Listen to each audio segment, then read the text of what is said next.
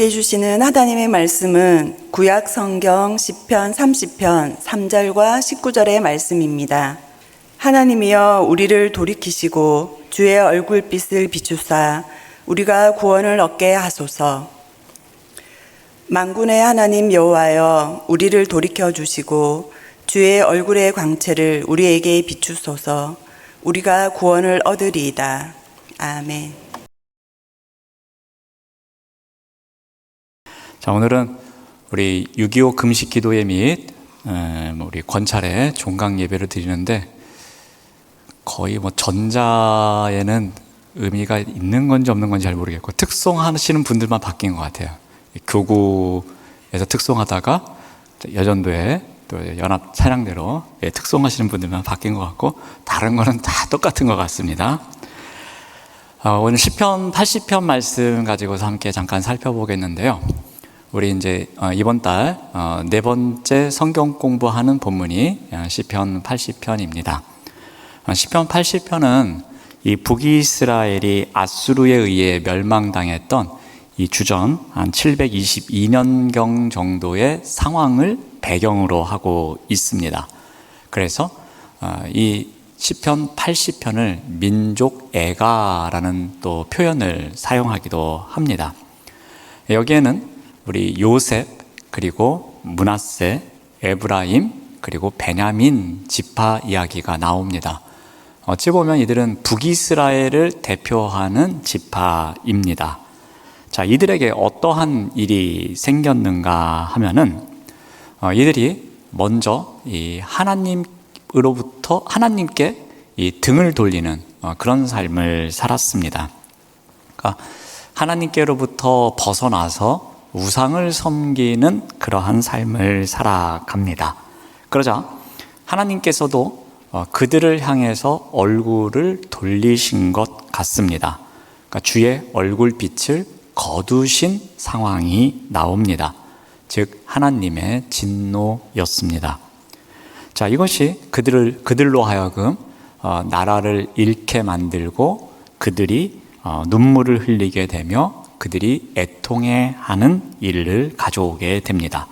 그래서 이 시편 80편은 그들이 하나님께 구원을 탄원하는, 회복을 탄원하는 그러한 시편으로 보면 되겠습니다.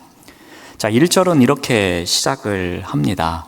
요셉을 양떼같이 인도하시는 이스라엘의 목자여 귀를 기울이소서. 그룹 사이에 좌정하신 이여 빛을 비추소서라고 합니다.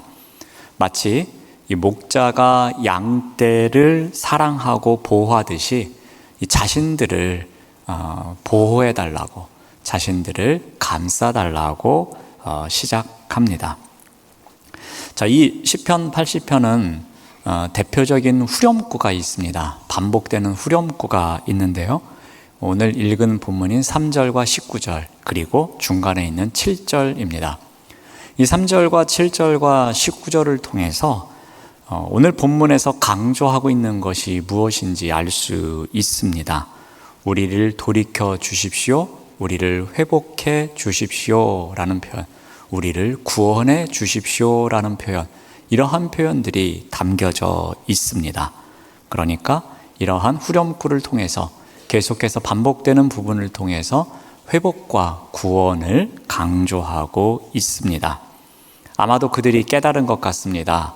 나라가 사라진 이후에 자신들의 상태가 어떠했는지, 그리고 지금 얼마나 무너져 있는지, 그리고 자신들이 어떻게 망가졌는지, 그리고 돌이킬 수 없음을, 일어날 힘도 없는 상황임을 이야기하고 있습니다. 그러한 가운데 하나님의 은혜를, 하나님의 회복을, 하나님의 구원을 간구하고 있습니다. 자, 그러면서 자신들의 정체성에 대해서 먼저 이야기를 합니다. 4절 말씀을 보면은 만군의 하나님 여호와여 주의 백성의 기도에 대하여 어느 때까지 노하시리까 라고 합니다. 이 시편 기자는 그 백성들을 주의 백성이라고 명명하고 있습니다. 만군의 하나님 여호와여 주의 백성의 기도라고 말합니다. 그러니까 지금 자신들은 하나님의 소유된 백성이라는 것입니다. 하나님께 소속되어 있는 백성이라는 것입니다. 그런데 이렇게 고난 가운데 있으니 외면하지 말아 주십시오. 우리가 남입니까? 라고 먼저 기도하고 있습니다. 자, 그런 가운데 하나님이 어떠한 분이신지를 고백합니다. 그래서 7절 말씀을 보면은 만군의 하나님이여 우리를 회복하여 주시고 주의 얼굴의 광채를 비추사 우리가 구원을 얻게 하소서라고 합니다. 바로 이 시편 기자가 찾고 있는 그 하나님이 회복과 구원의 주체임을 밝히고 있습니다. 만군의 하나님이여 우리를 회복시켜 주십시오. 그리고 주의 얼굴의 광채를 비춰 주셔서 우리를 구원해 주시옵소서 하면서 회복과 구원의 주체가 바로 만군의 하나님 여호와임을 이야기하고 있습니다. 그러니까 하나님의 얼굴빛이 아니면, 하나님께서 계속 외면하지 않으신다면 우리를 회복시켜 주시고 구원시켜 주실 수 있음을 고백하고 있습니다. 자, 그러면서 시편 기자는 이 자신들을 이 포도나무에 비유하고 있습니다. 8절 말씀을 보면은 주께서 한 포도나무를 애굽에서 가져다가 민족들을 쫓아내시고 그것을 심지 않으셨습니까? 라고 말합니다. 그러니까 시편 기자는 이 이스라엘의 무력함, 그리고 불에 타고 배임을 당한 포도나무 비유를 하고 있습니다. 원래는 애굽 땅으로부터 이끌어 내셔서 가나안 땅에 심은 포도나무와 같았다고 이야기를 합니다. 그러면서 어떻게 해주셨냐면은 9절부터 11절 말씀을 봅니다. 주께서 앞서 가꾸셨고 그 뿌리가 깊이 박혀서 땅에 가득하게 하셨고 그 그늘이 산들을 가리고 그 가지는 하나님의 백향목 같으며 그 가지가 바다까지 뻗고 넝쿨이 강까지 미쳤었다라고 말합니다. 그러니까 하나님의 은혜로 이스라엘이 얼마나 번성했는지를 언급하고 있습니다. 자신들이 과거에 누렸던 번영과 영화가 어떠했는지 말합니다. 그런데 그때 특징을 들어서 이야기하는데요. 하나님께서 앞서가셔서 모든 것을 가꾸셨다, 준비하셨다라고 말씀하고 있습니다. 그 앞길을 준비해 주셨고 환경을 정비해 주셨고 그리고 포도밭을 일구듯이 뿌리 내리게 해 주셨고 하나님의 돌보심 아래에서 마치 백향목이 자라듯이 그렇게 가꿔 주셨음을 이야기합니다. 자, 그러면서 마지막 부분에서는 그 가지가 바닥까지 뻗고 넝쿨이 강까지 미쳤다라고 합니다. 이들이 이야기하는 바다는 어디이겠습니까? 당연히 서쪽의 지중해를 이야기합니다. 그리고 강은 동쪽에 있는 유프라테스 강을 이야기합니다. 그만큼 남과 북쪽만이 아니라 동과 서로도 영토를 확장하며 번성했던 그런 때를 이야기하고 있습니다. 그러니까 이스라엘의 전성기를 이야기합니다. 자, 그런데 13절에서 지금의 상황을 말합니다. 13절 말씀을 보면은 숲속의 멧돼지들이 상해하며 들짐승들이 먹나이다 라고 말합니다. 여기에 나오는 멧돼지와 들짐승들은 아마도 아수르를 상징하는 것 같습니다. 아수르에 의해서 이 포도나무 밭, 하나님께서 준비하시고 가꾸시고 번성하게 했던 그 포도밭, 즉 이스라엘 백성들이 지금 아수르에 의해서 짓밟히고 있고 모든 것을 빼앗겼음을 이야기합니다. 그래서 불타고 배임을 당한 그런 포도나무를 이야기합니다. 절망적입니다. 무력합니다. 아무것도 할 수 없습니다. 무능함을 느낄 수밖에 없습니다. 암담한 상황입니다. 그 절망과 탄식의 자리에서 이제 어떻게 하고 있습니까? 14절 말씀을 보면은 만군의 하나님이여 구하옵나니 돌아오소서, 하늘에서 굽어보시고 이 포도나무를 돌보소서라고 합니다. 앞에서 고백한 하나님은 어떠한 하나님이었습니까? 회복과 구원의 주체가 되는 하나님이셨습니다. 그런데 그 하나님께서 이 포도나무 밭이 다 망가진 상황에서 이제 외면하지 마시고 어떻게 해요? 돌아오시옵소서, 그리고 우리를 회복시키시고 구원시켜 주옵소서라고 기도하고 있습니다. 하늘에서 굽어 살펴달라고 합니다. 하늘 보좌에서 외면하지 마시고 이 고통 소리를 들어주시고 응답해 달라는 기도입니다. 그리고 포도나무를 돌보소서라고 이야기합니다. 그 이전으로 돌아갈 수 있도록 간절히 기도합니다. 자, 그러면서 18절에도 이렇게 기도합니다. 18절 말씀 보시면 그리하시면 우리가 주에게서 물러가지 아니하오리니 우리를 소생하소서, 우리가 주의 이름을 부르리이다 라고 합니다. 하나님께서 우리를 회복시켜 주시고 구원시켜 주시면 우리가 이렇게 살겠습니다 하면서 결단하는 기도입니다. 다시는 물러가지 않겠다는 겁니다. 즉 다시는 하나님을 떠나지 않겠다는 겁니다. 다시는 우리가 죄짓지 않겠다는 것입니다. 그러니 제발 좀 살려달라고 간청하고 있습니다. 애타게 주님의 은혜를 갈망하고 있는 모습입니다. 그래서 시편 80편은 민족적 탄식시이기도 하고 공동체 회개시이기도 합니다.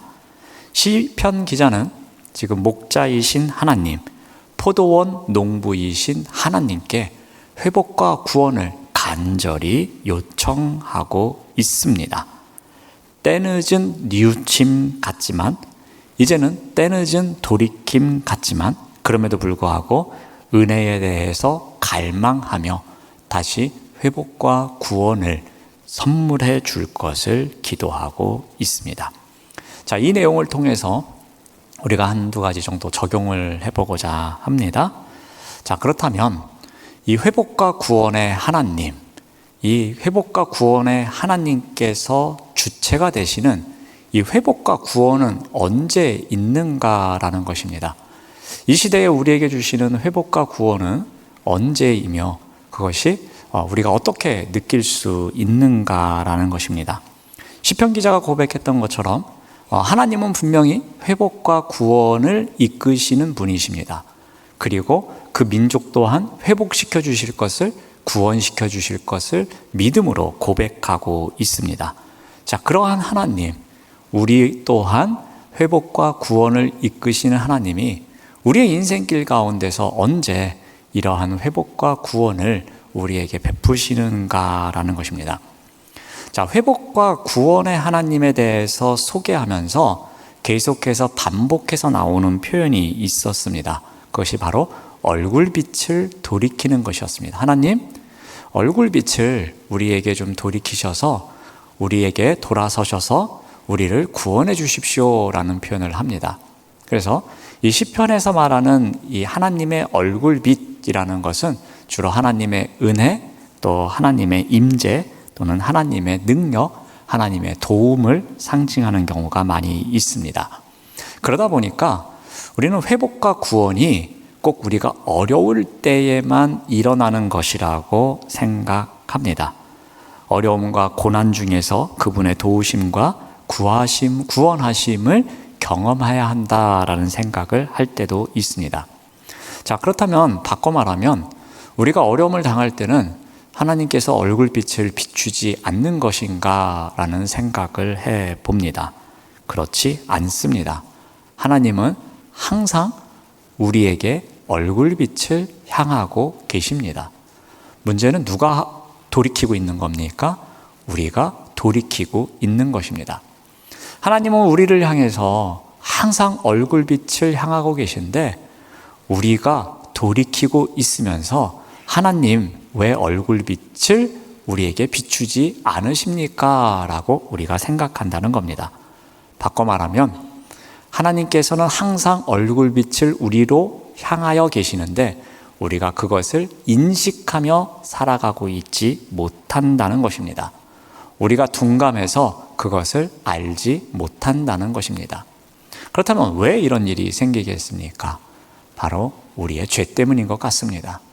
우리의 죄된 마음, 죄된 행동, 그래서 우리가 오히려 얼굴빛을 돌리고 등을 돌리고 하나님으로부터 멀어지려고 하지 않나 생각해 봅니다. 여러분, 아담과 하와를 한번 생각해 보십시오. 그들이 어떻게 했습니까? 숨었습니다. 왜 그랬습니까? 하나님께 죄를 지었기에 그들이 수치심을 느꼈고 그래서 어딘가 숨어서 하나님께 얼굴빛을 자신들이 돌리려고 했습니다. 하나님은 계속해서 그들을 향하여 얼굴빛을 비춰 주셨습니다. 그런데 죄된 그들이 오히려 숨는 일이 있었습니다. 우리 또한 마찬가지인 것 같습니다. 하나님께 우리가 왜 하나님 얼굴빛을 돌리셨습니까? 라고 생각은 하지만 어찌 보면 우리가 계속해서 그런 일을 하고 있지 않나 생각해 봅니다. 그러므로 우리에게 필요한 것은 먼저 이 죄를 회개할 수 있는 은혜를 구하는 삶이 있어야 합니다. 그것이 우리가 오히려 하나님께로 얼굴빛을 향할 수 있는 그분의 얼굴을 우리에게로 향해 생명의 빛을 계속해서 비출 수 있게 하는 가장 기본적인 단계가 아닌가 생각을 해 봅니다. 자, 그런 가운데 우리가 어떻게 살아가야 하는가 하면은 우리가 회개하고 거룩한 하나님의 백성답게 살아가야 하는데 그것은 이런 표현을 쓸 수 있습니다. 우리가 언제나 하나님의 영광을 위해서 살아가야 한다는 것입니다.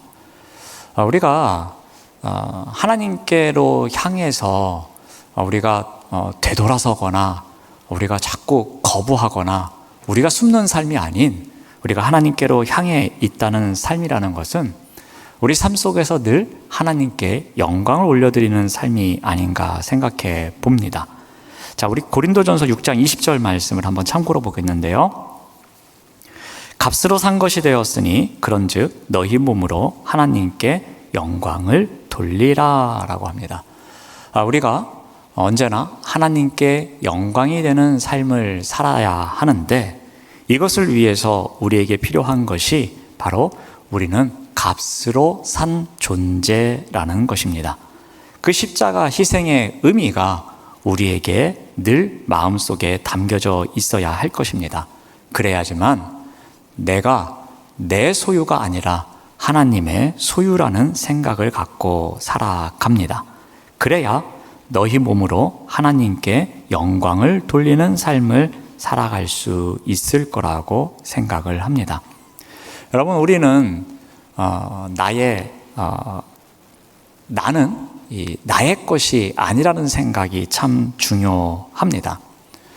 우리가 그 하나님의 얼굴빛으로부터 돌아서는 그 순간은 이건 나는 나의 것이야 라는 생각이 들 때가 아마 가장 많은 상황이 아닌가 생각해 봅니다.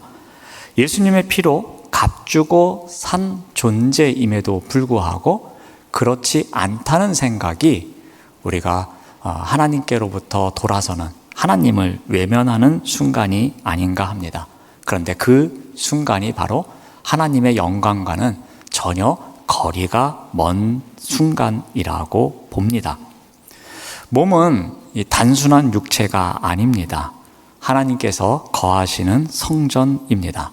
그러므로 마음뿐만이 아니라 우리의 말이나 행동이나 어떤 습관이라든지 그 모든 것이 하나님의 뜻에 부합하도록 관리하며 살아가는 삶이 있어야 할 것입니다.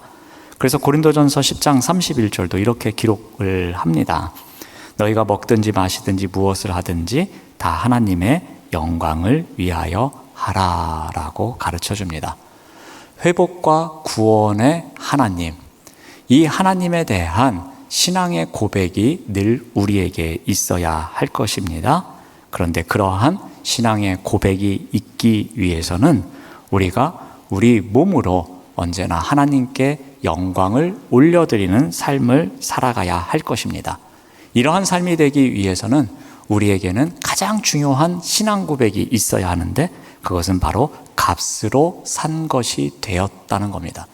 우리의 존재가 나의 의지에 의해서 되는 것이 아니라 값으로 산 존재라는 것, 그런 존재임을 우리가 인식하고 있을 때 우리가 먹든지 마시든지 무엇을 하든지 다 하나님의 영광을 위해서 살아가는 존재임을 우리가 꼭 기억하시기를 바랍니다. 회복과 구원의 하나님, 그 하나님과 동행하는 삶 속에서 우리가 늘 하나님께 영광이 되는 삶을 살아가시는 우리 모두가 되시기를 바랍니다. 기도하겠습니다. 하나님 감사합니다. 용서와 회복의 은혜를 간구하며 죄를 회개합니다. 주님의 얼굴빛을 우리에게 비춰 주셔서 구원받은 성도에게 합당한 아름다운 삶의 열매를 맺으며 살아가게 하여 주시옵소서. 그래서 우리가 먹든지 마시든지 무엇을 하든지 다 하나님의 영광을 위하여 살아가는 우리 모든 하나님의 백성 될 수 있도록 인도하여 주시옵소서. 예수님의 이름으로 기도드립니다. 아멘.